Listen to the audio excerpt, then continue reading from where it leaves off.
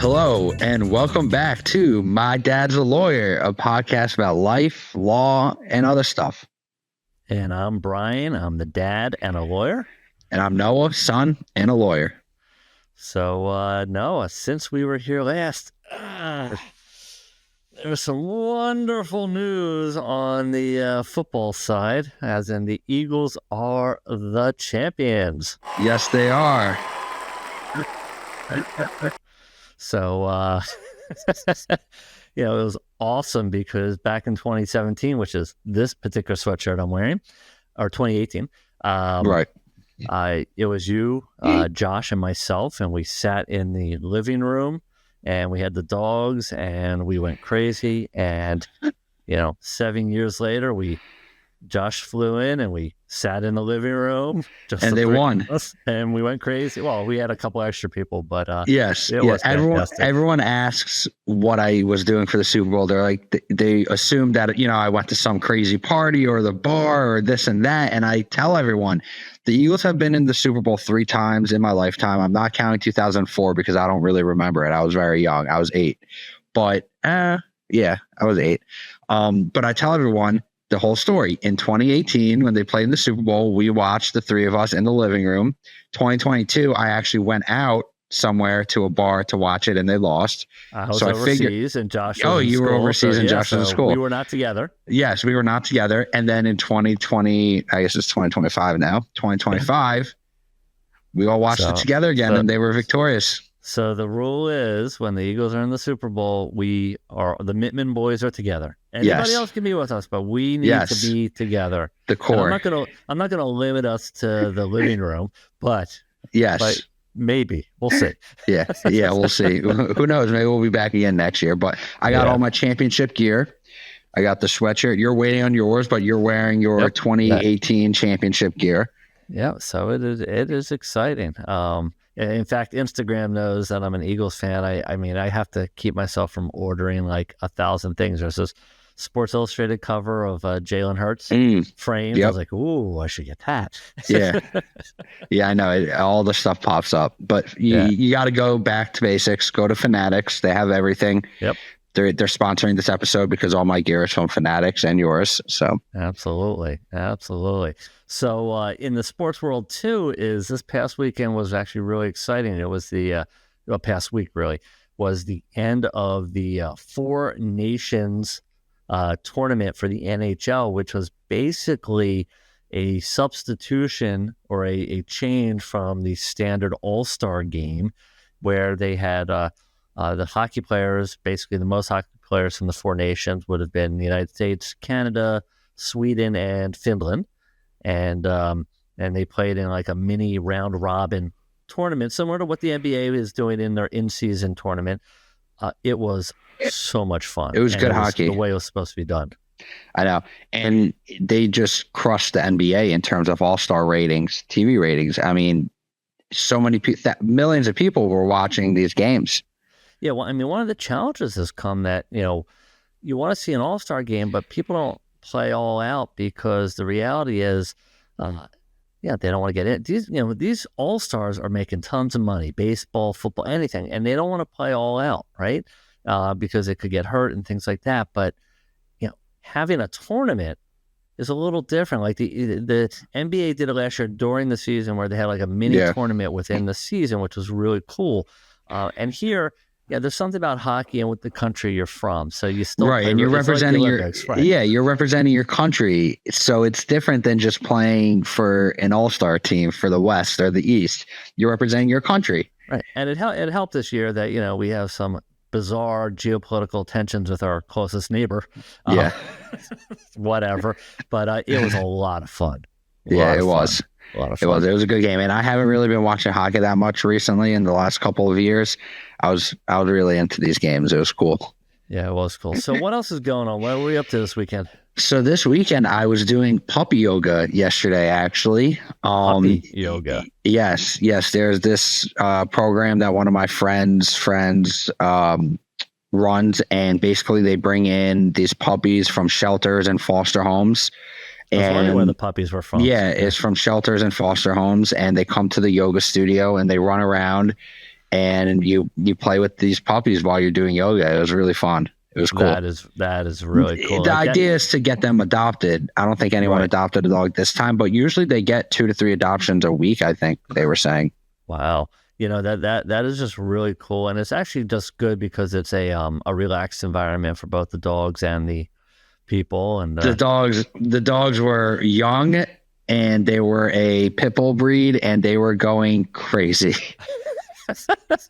Well, that's where your mindfulness has to come into play. Yeah, but they were so cute. I guess it's better than goat yoga. I think that's so weird. They have goat yoga? Or something like, yeah, like they show people doing poses with like a goat standing on your back. I'm like, okay.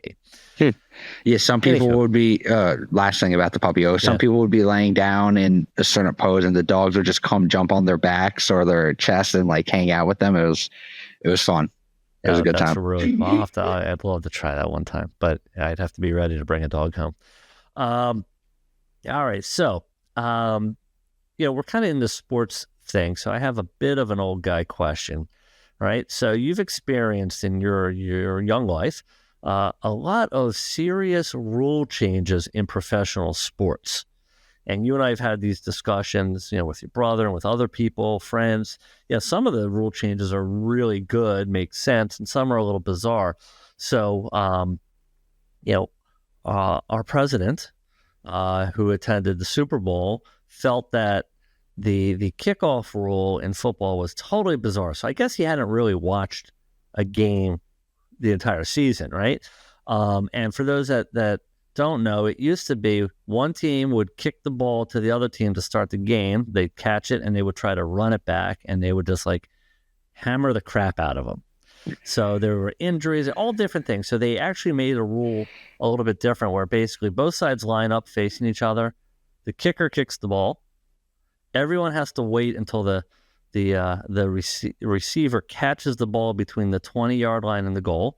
They get the ball and then they run. The idea is to make it a little bit safer so there aren't these like crazy, blindside hits, and try to generate a little more energy. And it's really, it's kind of bizarre. It is weird. I like the old kickoff returns. I understand why they did it, but it is so electrifying to start a game off with the kick return. Yeah, I get it. I agree with you. I mean, they're talking about safety, but like, my thought was make the kicker move further back to kick the ball off, right? Because they're killing these balls, and some they put some outside the end zone, which is a really long way to go. So maybe they make them kick the ball, and I don't know. I just thought it was. I was curious as to your opinion because we had this debate with baseball where they made a bunch of rule changes, and I'm really happy with some of them. Yes. Yeah. So I was going to use baseball as an example when you put this question on the outline. I know you put the kickoff return for football, and football season just ended, and probably, that's why it was on there. Yeah. But I actually want to use baseball as the example because they've had a lot of rule changes recently. Yeah. And in fact, I don't know if there were any for this year that I knew of, but the biggest rule changes where they instituted a pitch clock where the pitcher and the batter have to do things within a certain amount of time. That one I like. Sped up the game, which is phenomenal, especially as a going to a game. Yeah. I personally like the extra inning rules where you have a runner on second base to start. In Little League, it's the same thing, right? So and I can see where even in hockey during the regular season, you have a 3-on-3 overtime period, and if nobody scores, you then have a shootout. Yeah. But during the playoffs and the finals, you play a full period of hockey until somebody wins. So I'm cool with that as like a rule. Yeah. But, anyway, it's interesting. I was wondering how you thought about there's that. Actually a new baseball rule. Well, first of all, with the runner on second, I do like that, but I think they should let them play an inning or two without a runner on second. And then if you get to the 10th or 11th or 12th inning, then you put the runner on so the games don't go on forever. What I was going to mention is for baseball, this is actually very interesting. There's all these arguments about calling the balls and strikes and the umpires calling balls and strikes. Right. And certain teams and stadiums have opted into this automatic ball and strike system for spring training. Spring training just started 2, maybe 3 days ago. So you probably haven't seen anything about it. Yeah. But it's, I don't know the exact rule, but basically they have this automated system similar to tennis when they are looking at whether the ball touches the line or not. And the batter or the pitcher or catcher are the only 3 people that could challenge it. And if you tap your head like this, they challenge it and they can reverse the call. So yesterday or 2 days ago, a player for the Yankees, they had 2 or 3 runners on base, 2 outs. He got called on a strike 3. He challenged the play. It ended up being a ball. He walked, and they ended up scoring like 3 or 4 runs in the inning. Oh, they're not implementing it in the regular season. It's just they're testing it out in the spring training. There's going to be a lot of. I mean, because now we're going from changing the rules for safety reasons, right, to speed up the game, so to do other things. So very interesting. All right, cool. Well, that was thank you for your insights. I know you'll look into it and you'll see. Let's move on to our main topic today. You have some stuff you want to talk about with Social Security, disability, and workers' compensation? Yeah, just some stuff in general. So again, I'm not getting into politics here, whether things are good or bad, but let's just say that the chaos in our nation's capital does have a real-world impact on legal issues. So Social Security, disability, there's a whole bunch of stuff going on about people not returning to work, losing their jobs, the delays now Social Security, whether it's regular Social Security for processing disability cases, stuff like that. There are lots of other things going on, and I was curious from your perspective. That's just one of many federal agencies, right? People come to me because they can no longer work due to an injury, accident, or illness, and they apply for Social Security disability, which is they've paid into it. They just haven't made it to retirement age. So you're allowed, because you've paid into it, to get some money back while you're disabled. And now it used to take 24 months to get a hearing. You could never get through to Social Security. And up until the beginning of this year, they had really improved where our phones would be answered in 10 to 15 minutes at most of a wait. We were getting hearings very quickly. We were getting cases processed and getting people the benefits that they were entitled to and deserved. It's already started to slow down. In fact, they just announced that they're going to be closing the White Plains Social Security office. So I'm okay with online video hearings, but the people that work there who process all the files for all of Westchester, the Hudson Valley, it's basically the only office between Albany and New York City. Okay. Wow. So they're closing it now, and we're saying, wow, how is this going to delay and slow down the process? Yeah. So have you thought about, or what are you thinking about how changes at different agencies might impact, accident and injury cases? I mean, most accident and injury cases are state level. Uh-huh. Right, which is what I was going to say, especially for personal injury. But what do you think? Because I have some thoughts around some stuff, so I want to. I think I guess it really depends on which field of the law you're in, because you're dealing with Social Security law, and that's at a federal level, and cuts to the federal government and Social Security, stuff like that, have a big impact on the Social Security. I'm curious whether or not you've seen changes in workers' compensation, because that's run on a state level, if I have that correct. Each state runs their own workers' compensation.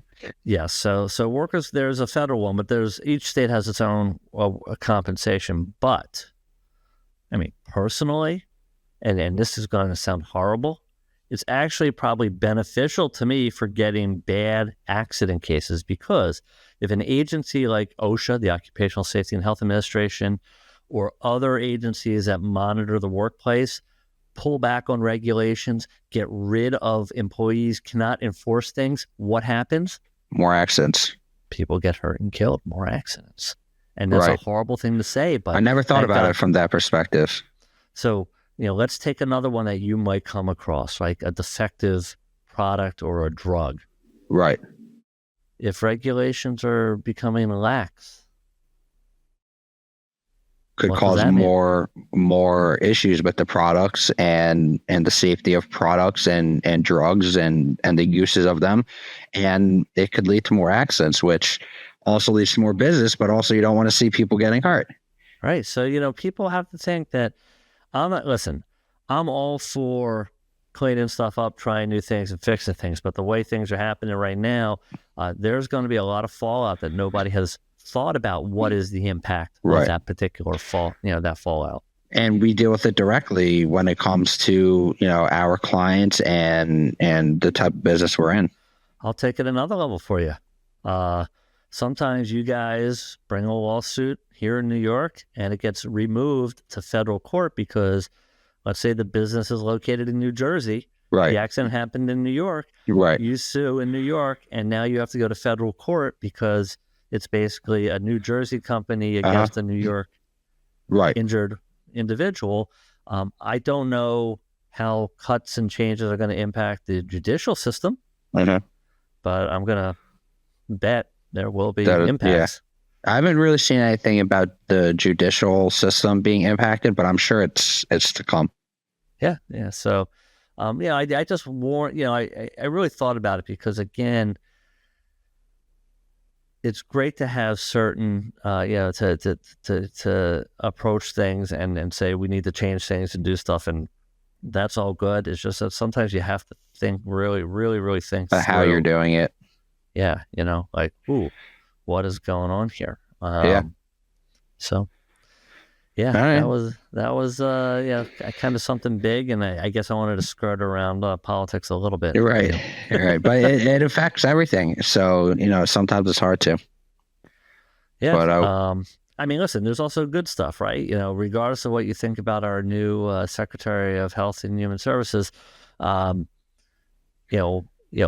you may disagree with him, let's say, on the vaccine side, which I certainly strongly do, but I am totally on his side when it comes to things like additives and preservatives in our food, right? In the United States, there's something like 25,000 approved additives that aren't legal in Europe. And it's about 300 or 400 in Europe.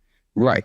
So, and people say, even with the whole gluten issue, because I deal with that a lot with Nikki being gluten-free. They say, and we're going to Italy soon, and she's excited because they say that the gluten level and the issues with gluten are so much less severe in these European countries that she can go there and eat the pasta and not have the issues she has when we're in the United States. I've actually spoken to people who've traveled to Italy who have gluten intolerances, and boom, they're like, had no issue at all. Right. I don't know if it's whether it's the preservatives they put on the wheat or how it's processed or what's added to it, but it affects people differently. So I think, as everyone gets stressed out and depressed and freaked out and whatever with all the news these days, if you put it in this context, right, life, the law, and other shit, right, well, it does impact us. So think about how that particular thing impacts you and what could be good or bad. That's my public service announcement. Yeah. We have some interesting current events to get to as our next topic. You want to lead it off with the Birkenstock case, which is an interesting one. Let me pull it up. I'm going to. Okay, while you pull it up, let me start by saying